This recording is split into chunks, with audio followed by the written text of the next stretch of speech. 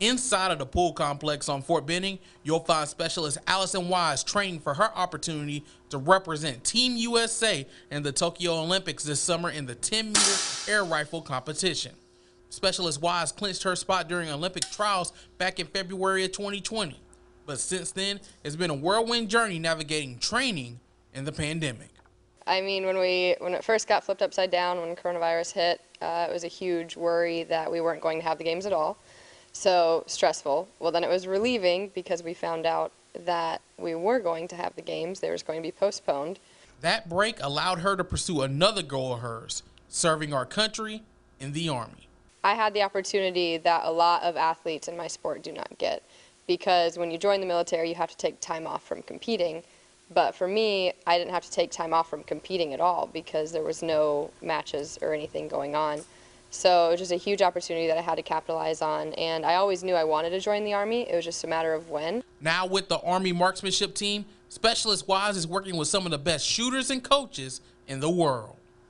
The support is completely different here. To watch our support go from just my teammates on the line up to my coaches, up to our battalion commander, and all the way up to our brigade commander, and knowing that they're behind us 100%, there's nothing like it in the country.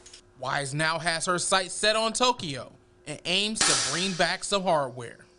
It's a huge honor to be able to represent the country, walking across the stage, shooting on the firing line, and hopefully standing on the podium. In Fort Benning, Jack Patterson, News 3 Sports, on your side. The grass is cut. The lights are back on. After 12 long years, Golden Park is almost ready for her renaissance with the Columbus Chatahoots. The history speaks to you as you walk in. The names that have played here are synonymous with baseball excellence. Now a new generation takes to the field in downtown Columbus, recognizing the incredible past while hoping to be a big part of this future. It's crazy, man. You know, I drive by here almost every day, and I look at it, and you come out here and you just take a look around, and you're like, this is where some of the greatest baseball players of all time have played, and it's an honor, you know. And you just think about it. There's so many players up on the wall. It's crazy to think about. You always talk about as a baseball player, you want to play behind your history and all that. So, I mean, to have those guys play here before me and then I get a chance to step on the same field as them feels really good. Friday night, the Hoots will take the field for the first time in an exhibition against Waleska. Head coach Steve Smith understands the milestone this team is about to create. Again, when you walk around here, you know the history that's involved in this area and playing baseball in this area, and specifically Golden Park. So it's got so much history, and just the fact that we get a chance to come back here and play again and be able to bring baseball back to this facility, it's pretty special. As the Chatahoots start their journey as a franchise, new life has been breathed into a Columbus icon.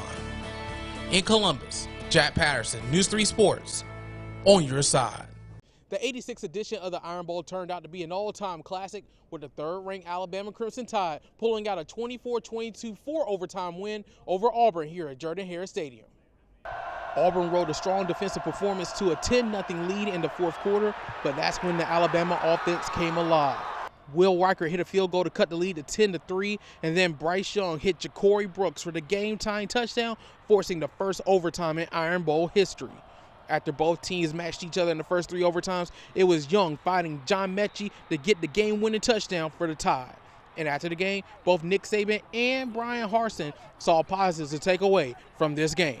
I mean, there's a lot of fight from our team, and we talked about that. We talked about that the entire year. But in this particular game, being the last game of the year and playing against a really good team, to come out and fight, expect 4 quarters, expect to have yourself in a position in the fourth quarter to be able to win the game. We had those opportunities. I can't tell you how proud I am of the way our players, kept competing in the game over and over and over. We came up with plays when we needed to come up with plays. Our receivers and Bryce made some plays when we needed to down the stretch, and that was the difference in the game. But, wow, what a game. The Auburn Tigers finished their season right on the fringe of bowl eligibility at 6-6, so they will wait to see what bowl game they may play in. As for the Alabama Crimson Tide, their focus shifts to the #1 team in the country, the Georgia Bulldogs, in the SEC Championship on December 4th in Atlanta. From Jordan-Hare Stadium in Auburn, Jack Patterson, News 3 Sports, on your side. On April 18, 2016, the Carver High baseball program was forever changed by the tragic passing of its head coach, David Pollard. The team has struggled to regain its footing since that day. Fast forward now to present day at what is now David Pollard Field. Just weeks before opening day for the rebirth of the Tigers baseball program, a helping hand from a neighboring team. On a chilly Friday afternoon, the Calvary Christian baseball team came together with Carver to help breathe new life to a field that hadn't seen America's pastime played on it in over 2 years. Rakes, mowers, and tillers helped revitalize the field and get it ready for play. For a Calvary team that's won state titles in its last 3 seasons, it was an opportunity to continue its mission of serving the community.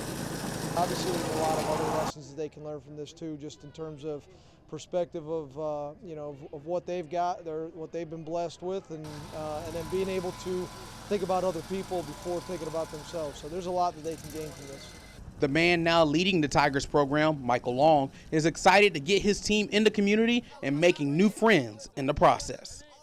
It fills me up with a lot of joy, man.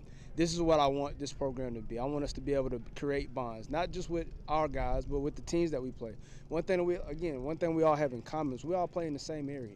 We're all going to see each other in the streets, in the community. And one thing about me, I'm very community based. And being able to do things like this is very, very humbling and very, I'm very blessed again to be out here with these guys and seeing my guys enjoy it too. Baseball is a sport that can bring people together. And on this day in January, it brought together 2 teams and made them one big family. And that is the biggest impact of all. I mean, you've got a lot of different baseball programs in Columbus and the surrounding areas, and whenever there's a need, you see a lot of coaches that step up and are willing to help out in any way that they can. And so this is just our way of helping and giving back a little bit and doing anything we can to help them out and help start off their season on the right foot and try to get their field ready for them. When I tell you, when we first started, I had 5 guys. I had 5 guys with me, and that was it.